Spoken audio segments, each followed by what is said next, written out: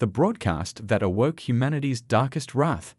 In the vast silence of space, where stars shimmered like scattered jewels on an infinite canvas, a fleet of alien ships hung motionless, their surfaces gleaming with cold precision. These were no ordinary vessels. They were the pride of the Concordant, a galactic power that had ruled for over 177,000 years. Their presence was a statement of dominance, a declaration that resistance against them was futile. Yet tonight, their focus wasn't on their long-standing rule, it was on a single, audacious act of defiance. On the bridge of the Concordant's flagship, High Overseer Kalk stood tall, his scaled fingers rhythmically tapping the command console as if savoring a private symphony. His chromatophores shimmered faintly, betraying his satisfaction. "Send the broadcast to every communication channel they possess," he commanded, his voice calm but laced with authority. Around him, the bridge crew sprang into action, their alien forms illuminated by the cool glow of their displays.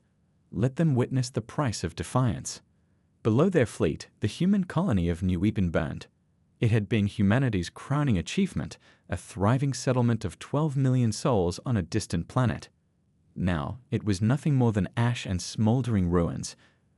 The Concordant's assault had been swift, their weaponry unparalleled.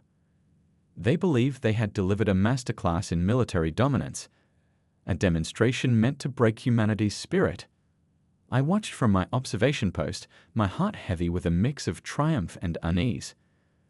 The Concordant's tactics were meticulous, their plans executed with terrifying precision. Yet, as I observed the destruction, I couldn't help but feel an undercurrent of foreboding, as if we had awakened something we couldn't control. Supreme Tactical Officer Vendat Kex approached, his movements sharp and deliberate. "You will narrate the broadcast," he said, his tone devoid of doubt. "Make them understand the futility of resistance." Straightening my ceremonial collar, I took my place before the broadcasting system. This was a moment of pride, a chance to deliver a message that would echo across the galaxy. I began with a voice dripping with calculated condescension. "People of Earth and her colonies," I said, my tone steady, "you see before you the remains of New Eden, your strongest outlying settlement, your proudest achievement in colonial expansion. 12 million of your kind, extinguished in less than one planetary rotation." Behind me, the bridge crew erupted in approval, the sound of celebration stimulants being cracked open and the clinking of ceremonial glasses filled the air. The mood was one of victorious revelry. "The Galactic Concordant has patience," I continued, "but it is not infinite. Your refusal to submit has forced this necessary demonstration. You have 20 rotations to surrender your sovereignty and accept your place as a protectorate race. Should you refuse—" I let my voice drop, allowing the weight of my words to linger. "Perhaps Mars will be next. Or perhaps—" I paused, leaning into the camera for emphasis, Earth itself. The broadcast ended. Applause erupted around me, and High Overseer Kalx himself presented me with a ceremonial victory blade. It was an honor I had dreamed of since my first commission. "The humans will remember this day," he declared. "They will tell stories of how the great Concordant finally brought them to heel." The bridge filled with jubilant voices, songs of triumph echoing through the chamber. Yet, as I clutched the victory blade, a strange chill settled over me. In my heart, I felt the stirring of doubt. Hours passed, and the bridge grew quiet as officers drifted off to celebrate privately. I remained at my post, gazing at the glowing ruins of New Eden below. Then, a soft chime broke the silence, a new transmission. Overseer, my second-in-command, Riel, entered hurriedly, his chromatophores flashing warning signals. "The humans have responded." I frowned, expecting pleas for mercy or signs of surrender. Instead, Riel played the message. It was a simple recording, broadcast on every frequency in every language we knew, and several we didn't. "Your 20 rotations are declined." The speaker was Warkivsara Knight, a human whose piercing eyes seemed to cut through the screen. Her voice was calm, but each word carried a weight that silenced the bridge. Humanity does not negotiate with genocidal cowards. Laughter broke the tension as several officers chuckled at her defiance. "They still don't understand their position," one remarked. But then, the data streams began pouring in, unprecedented energy signatures from Earth's orbital shipyards, synchronized activity across human colonies, and fleets emerging from previously undetected locations. Ryle's voice trembled as he read the reports. Overseer, they're not panicking. They're organizing. The realization hit like a physical blow. Humanity, a species long dismissed as fractured and primitive, had unified. Their colonies, once plagued by internal conflict, were now operating with terrifying precision. The alarms sounded across the fleet as new readings filled our screens. Human ships, unlike anything we had ever seen, were moving in coordinated attack formations. Their designs were strange, almost improvised, but they pulsed with an undeniable purpose. "They're improvising," I whispered, horrified. Within hours, the humans had countered our show of force. They had not surrendered as we expected, they had awakened. And as their fleets began to move, it became clear they were coming, not with desperation, but with calculated vengeance. The last sound I heard, before the first human ships appeared on the horizon, was Warkivzara Knight's voice, replaying on a loop across our systems. "You wanted to teach us our place in the galaxy. Congratulations, you're about to learn yours." The broadcast looped endlessly, each replay a sharp reminder of how gravely the Concordant had underestimated humanity. Warkivzara Knight's voice had been dissected by our linguists, analyzed for stress, for hesitation, for any sign of bluff. They found none.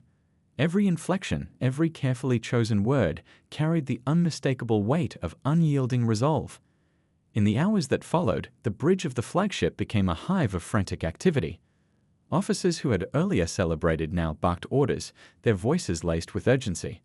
Screens displayed a cascade of human fleet movements, each maneuver bolder than the last. It was as if humanity had been waiting for this moment, lying dormant, preparing in secret for the day they would be challenged. "High Overseer," Ryle said, his usual composure faltering, "they've initiated a full-spectrum counteroffensive. Earth's orbital defenses are operational at levels we didn't predict. Their colonies are deploying weaponry we didn't even know they had. It's as if," he hesitated, his chromatophores dimming with unease. "As if what?" Calx demanded, his tone sharp. "As if they've been hiding their true capabilities all along." The High Overseer's eyes narrowed. It was an unsettling prospect. The Concordant's dominance had been predicated on the assumption that humanity was fractured, technologically inferior, and incapable of true unity. Yet the evidence before us painted a far more dangerous picture. "Deploy the second wave," Calx ordered, his voice carrying a forced steadiness. "We'll crush their fleets before they reach our positions. This will end tonight." As the command rippled through the fleet, I couldn't help but recall the histories of the Concordant's previous conquests. The Rianth, the Zakrians, even the mighty Azoral Alliance, they had all fallen swiftly under the weight of our superior forces. None had managed to unify, to resist with such coordinated defiance.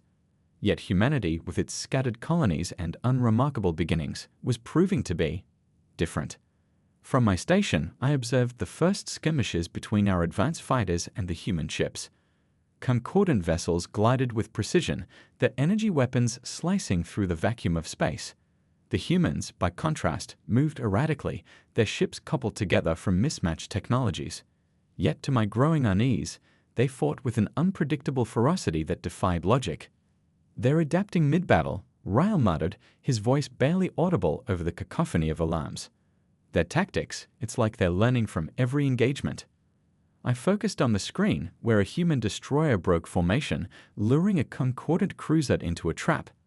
As the cruiser closed in, it was suddenly surrounded by smaller ships that unleashed a coordinated barrage, exploiting a weakness in its shields. The cruiser erupted in a brilliant flash, leaving the bridge in stunned silence. "They've identified the shield harmonics," Ryle continued, his chromatophores now flickering with outright panic. "They're using it against us." I turned to the High Overseer, expecting him to issue a decisive command. Instead, I saw something I had never witnessed in him before: hesitation. "Recalibrate the shields," Calx finally ordered. "Deploy the interceptors. We will not be outmaneuvered by a primitive species." But deep down, I could sense that even he understood the gravity of the situation. This wasn't a battle we could win with sheer force. Humanity was fighting with a tenacity that defied our expectations, and their growing momentum was unsettling. As the hours dragged on, reports from the front lines grew increasingly dire. Human ships were breaking through our defensive lines, their unconventional strategies sowing chaos among our fleets. They were using tactics we had never encountered, blending raw ingenuity with a level of coordination that was almost terrifying.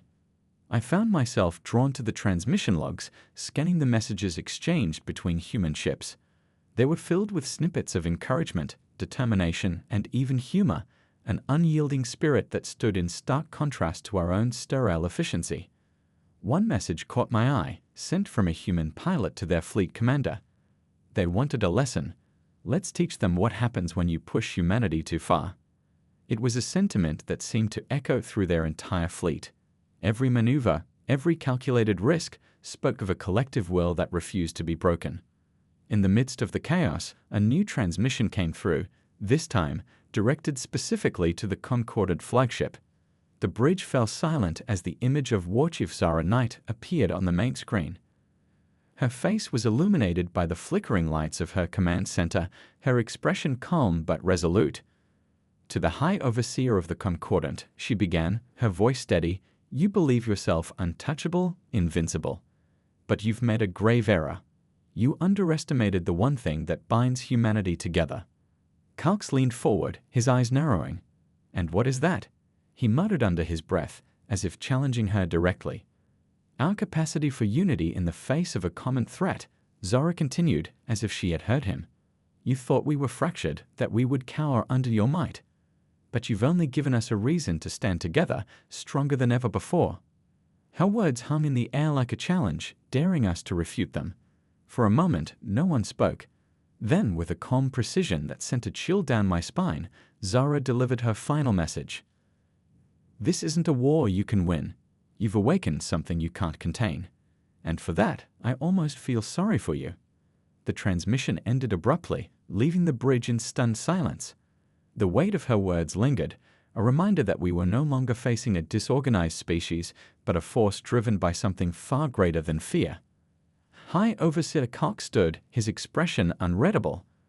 "Redirect all forces to defensive positions," he ordered. "We'll regroup and evaluate their tactics. This isn't over." But as I watched the human fleets advancing with relentless determination, I couldn't shake the feeling that he was wrong. This was more than a battle, it was a reckoning. For the first time in my career, I felt a pang of doubt about the Concordant's supremacy. Humanity wasn't just fighting to survive, they were fighting to prove a point. And as their fleets pressed closer, it became clear that this wasn't just their war. It was their awakening. The Concordant fleet, once a symbol of unyielding dominance, now moved with an unfamiliar caution. The void of space, which had always seemed so vast, now felt constricted under the relentless advance of humanity's forces. Every incoming report painted a bleaker picture, losses piling up, formations breaking, and the enemy's strategies growing sharper with every engagement. Ryle leaned over his console, his face etched with an expression I could only describe as dread. "They're using our own arrogance against us," he muttered. "We assumed they couldn't coordinate, that their systems were outdated, but look, every battle we fight only fuels their momentum." I studied the data scrolling across my screen, watching as clusters of human ships pushed deeper into our territory. They moved like a living organism, each part instinctively responding to the others. It wasn't just skill. It was something deeper, almost primal. They weren't fighting for conquest or glory. They were fighting for survival, and it made them unpredictable. From his position at the helm, Calx seemed unnervingly composed, though I suspected it was a facade. "Initiate decoy protocols," he ordered. "If they want to learn from every skirmish, we'll give them false lessons. Let them chase shadows while we regroup." The fleet responded in sync, scattering into decoy formations meant to confuse and mislead the enemy. For a time, it seemed to work. Human forces hesitated, recalibrating their attacks to account for our shifting strategies. But the reprieve was short-lived. Within hours, they had adapted again, cutting through our ruses with unnerving precision. Meanwhile, whispers of unrest began to ripple through the fleet. Subordinate officers questioned orders more openly, their voices tinged with fear and frustration. The unshakable confidence that had always defined the Concordant now wavered. Some murmured of retreat, others of surrender, a concept unthinkable mere days ago. In the midst of the escalating tension, a new complication arose. Reports from Concordant-controlled colonies indicated that humanity wasn't just fighting us in space. On the ground, resistance movements had sprung to life, fueled by the defiance of their military leaders. Civilians who had once been subdued under our governance now armed themselves with whatever they could find, turning their cities into battlegrounds. One such report detailed the uprising on Sci-Fi, a mining colony critical to our war effort. A young human woman named Elena Vasquez had emerged as a leader there, rallying miners and laborers to sabotage Concordant operations. Her broadcasts, fiery, impassioned speeches that echoed across the colony, had become a beacon of hope for those resisting our rule. Elena Vasquez, Ryle said, pulling up a holographic image of the woman. Her face was marked with soot and exhaustion, but her eyes burned with determination. She's galvanizing their people. We underestimated her influence. She's an annoyance, Calx dismissed, though his voice lacked conviction. Deploy ground forces. Crush the resistance before it spreads. But it was already too late. The defiance on Sci-Fi inspired similar uprisings across other colonies. Humans who had once submitted out of fear now fought with a fervor that caught our forces off guard. It wasn't just about reclaiming their homes, it was about reclaiming their pride, their identity. Back on the flagship, the atmosphere grew heavier with every passing hour. The bridge crew worked tirelessly, yet a sense of inevitability loomed. We had been the aggressors, the invincible conquerors, but humanity was turning the tide in a way no one had anticipated. As I monitored the unfolding chaos, I couldn't help but wonder about the humans themselves. What drove them to fight with such unrelenting determination? Was it simply survival, or was there something deeper, something we couldn't fully comprehend? The answer, perhaps, lay in their broadcasts. From every corner of the battlefield, we intercepted transmissions, voices of soldiers, civilians, and leaders like Zara Knight and Elena Vasquez.